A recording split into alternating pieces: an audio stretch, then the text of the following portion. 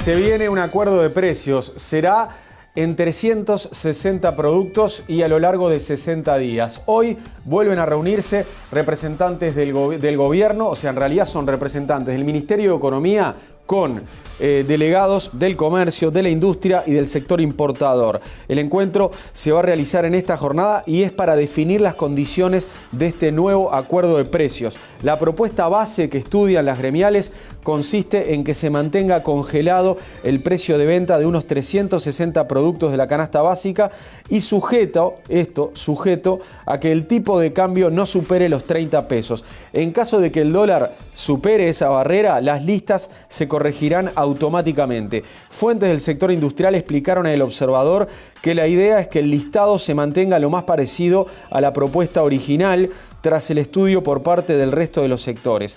El acuerdo tendrá carácter voluntario y comenzará a regir de inmediato si el gobierno acepta esta tarde las condiciones propuestas por los privados.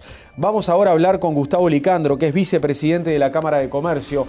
¿Cómo le va, Licandro? Buen día, bienvenido al Observador TV.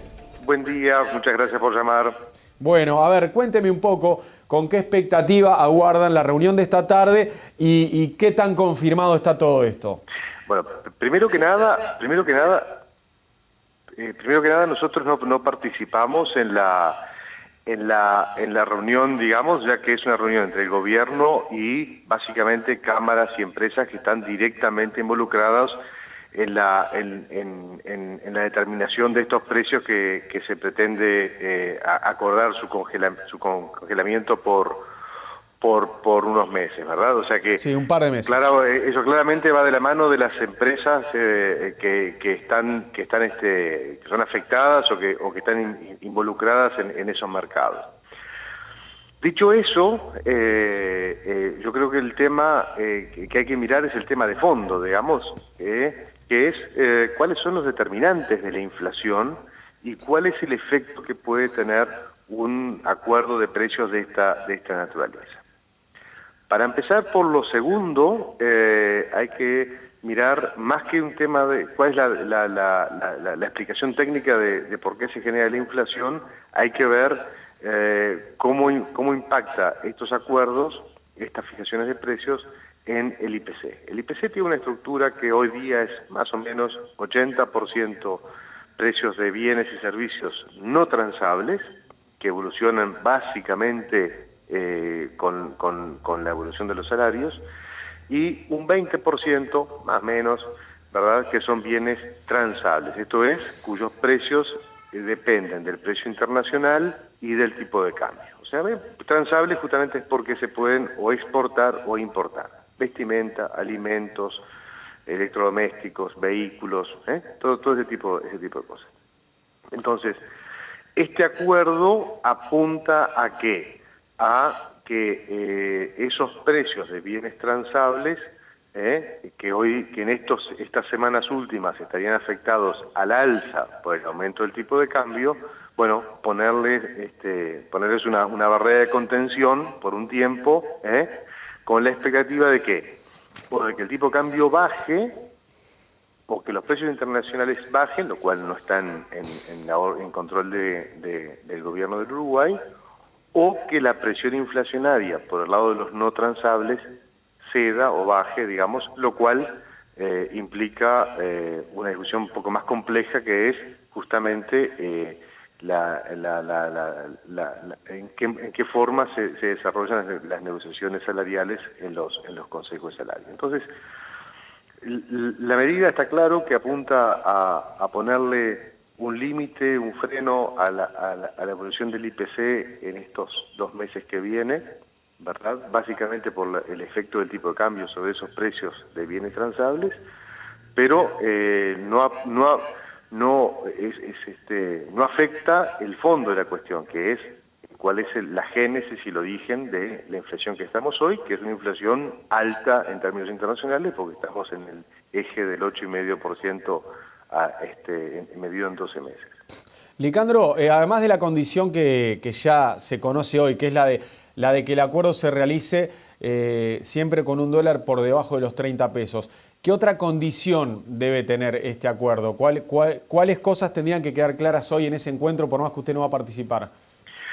A ver, lo del dólar de 30 pesos es una cosa que yo creo que es simplemente una barrera a partir de la cual los precios, bueno, si el tipo de cambio supera ese nivel, obviamente Se corrige. un importador o un productor local va a estar con un precio doméstico mucho más bajo de lo que sería el precio internacional de ese bien. Yo creo que el tipo de cambio se movió en función de básicamente la expectativa de que en septiembre, máximo en diciembre, las tasas de interés en Estados Unidos empiecen a subir y, bueno, la inestabilidad de la región, básicamente los problemas de Brasil y la inestabilidad de Argentina, ¿verdad?, es lo que movió el tipo de cambio hacia arriba.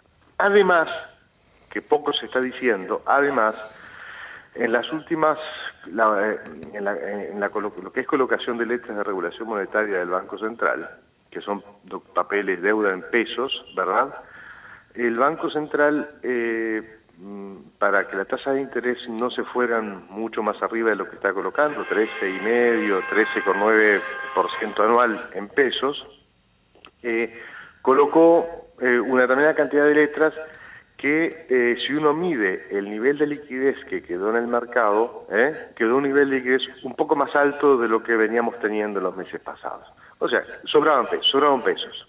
Si sobraban pesos, esos pesos, sumado a la inestabilidad de Brasil y Argentina, esos pesos ¿para dónde fueron? No fueron a una cuenta corriente o a un depósito de plazo fijo en pesos, nada. Fueron al dólar. ¿Ah? Y eso explica también parte de este escalón, ¿no?, de estos 6-7%, de 5-6% de las últimas semanas en el aumento del tipo de cambio. Entonces, si todo queda como está en Brasil y Argentina, digamos, y no hay grandes cambios en el entorno internacional, uno debería pensar que el tipo de cambio no debería seguir el camino en el que estuvo estas últimas semanas e incluso podría llegar a aflojar, cosa que efectivamente está pasando. En los últimos 2-3 días el dólar ha ido bajando un poco. Pero eso se va a ver más claramente entre octubre y diciembre, que es cuando la demanda de pesos aumenta y por lo tanto cíclicamente el tipo de cambio tiende a bajar. Entonces, lo de los 30 pesos, parece razonable que alguien diga, bueno, este acuerdo puede ser indefinido. Yo creo que lo de los 30 pesos tiene bastante poca importancia, porque yo creo que finalmente no va a suceder. El otro punto es cuál es la eficacia que tiene un acuerdo de este tipo. Es nada más que impacta en la forma de cálculo de un índice, ¿verdad? Y bueno, temporalmente va a lograr que esos precios dentro del IPC no se muevan, pero bueno, el día que ese acuerdo caiga, los precios se van a ajustar, digamos, de acuerdo al movimiento de los precios de las mercaderías en el resto del mundo y a lo que haya pasado con el tipo de cambio. Gustavo Licandro, muchas gracias por estos minutos. Que pase bien, ¿eh? Al contrario, gracias a ustedes. Saludos.